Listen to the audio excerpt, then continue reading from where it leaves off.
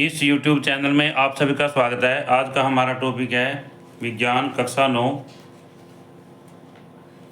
अध्याय 8 और अध्याय का नाम है बल तथा गति के नियम। इसमें है अतिरिक्त अभ्यास।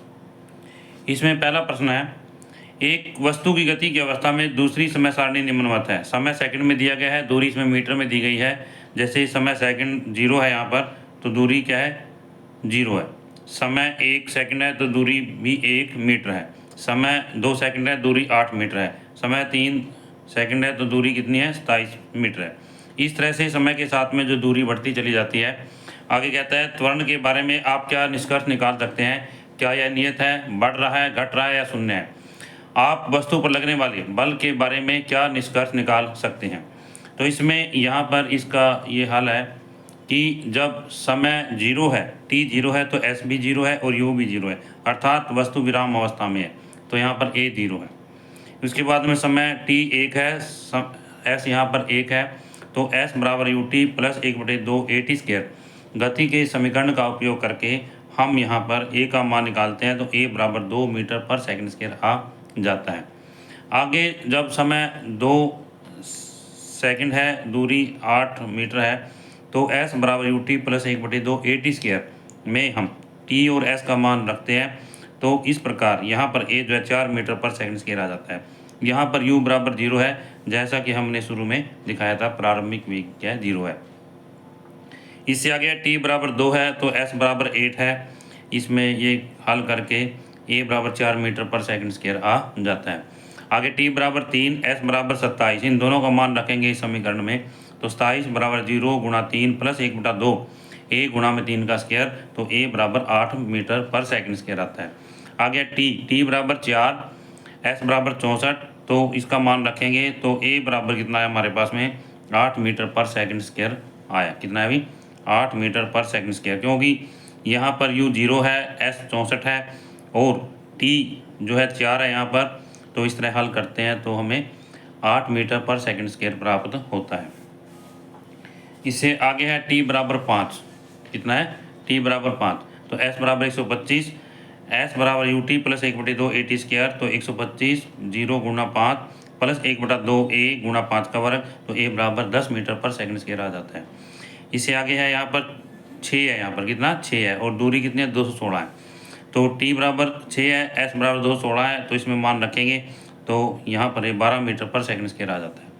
इसके बाद में t बराबर 7, s बराबर 347, दो गति समीकरण s बराबर ut प्लस 1/2 at स्क्वायर, तो यहाँ हमें प्राप्त होता है s बराबर 343 है, u बराबर 0, तो प्लस 0 गुणा 17 प्लस 1/2 a गुणा में 17 का वर्ग, a बराबर 7 का वर्ग, ये 7 है यहाँ पर गलती से 17 बोला गया, तो 7 का वर्ग आ गया यहाँ पर, तो a बराबर 14 मीटर पर सेकंड स्क्वायर।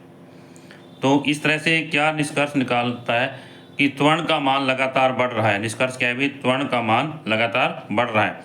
बी का आंसर है क्योंकि त्वरण का मान लगातार बढ़ रहा है, इसलिए वस्तु पर नियत बल लग रहा है।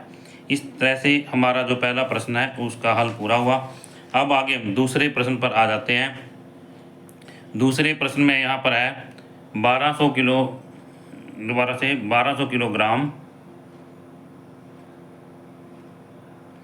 1200 किलोग्राम,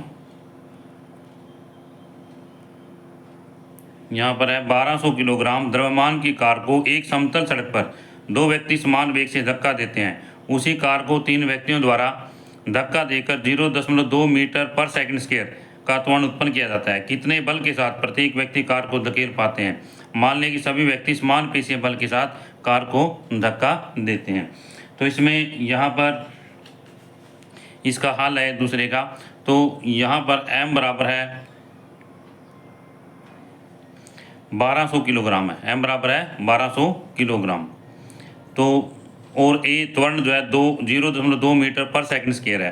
तो f जो फोर्स है, बल है, m गुणा a के बराबर होता है, फार्मूला है।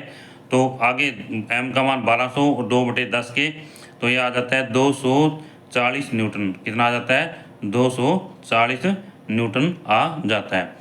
3 व्यक्तियों द्वारा लगाया गया बल 240 न्यूटन है, तो प्रत्येक व्यक्ति के द्वारा यानी एक व्यक्ति के द्वारा लगाया गया बल 240 को 3 से भाग करेंगे, आंसर आ जाता है 80 न्यूटन। कितना आंसर आ जाता है? 80 न्यूटन। इससे आगे तीसरा प्रश्न है, 500 ग्राम द्रव्यमान के एक हथौड़े द्वारा 50 मीटर पर सेकंड वेग से एक कील पर प्रहार किया जाता है। कील द्वारा हथौड़े को कम समय में 0.01 सेकंड में ही रोक दिया जाता है। कील के द्वारा हथौड़े पर लगाए गए बल का परिकलन करें। यहाँ पर हमने कील के द्वारा हथौड़े पर जो बल लगाया जाता है उसका परिकलन करना है। तो इसमें इसका हल है, m जो है 500 ग्राम है, हथौड़े का जो द्रव्यमान है कितना 500 ग्राम है यहाँ पर, और इसको किलोग्राम में बदलेंगे, 500 ग्राम को 1000 से भाग कर देंगे, 0.5 किलोग्राम आ जाता है। u बराबर 50 मीटर पर सेकंड है, t जो है 0.01 सेकंड है। तो गति के समीकरण जो है v बराबर u प्लस at का प्रयोग करेंगे हम यहाँ पर। तो v फाइनल वेलोसिटी जो है क्या 0 है, अंतिम वेग क्या इतना 0 है, और u जो है 50 मीटर पर सेकंड दिया गया है, तो गुणा u 50 प्लस a गुणा 0.01, ये इसमें समय है t, तो इसको हम गुणा करेंगे और इसको a बराबर है -50 बटे 0.01 आ जाता है, -50 गुणा 100 बटा 1 के, यानी -5000 मीटर पर सेकंड स्क्वायर जो है आ जाता है। हथौड़े कील द्वारा हथौड़े पर लगाया गया बल, तो कील द्वारा हथौड़े पर लगाया गया बल F बराबर m गुणा a के, तो 0.5 गुणा -5000 ये आ जाता है -2500 न्यूटन। तो इसका आंसर आ जाता है F बराबर है -2500 न्यूटन आंसर आ जाता है। अब आगे इसमें ये था हमारा तीसरे सवाल का हल, और अब आगे हम जो है चौथा सवाल प्रारंभ करते हैं। एक 1200 किलोग्राम द्रव्यमान की मोटर कार 90 किलोमीटर प्रति घंटे के वेग से एक सरलरेखा के अनुदिश चल रही है।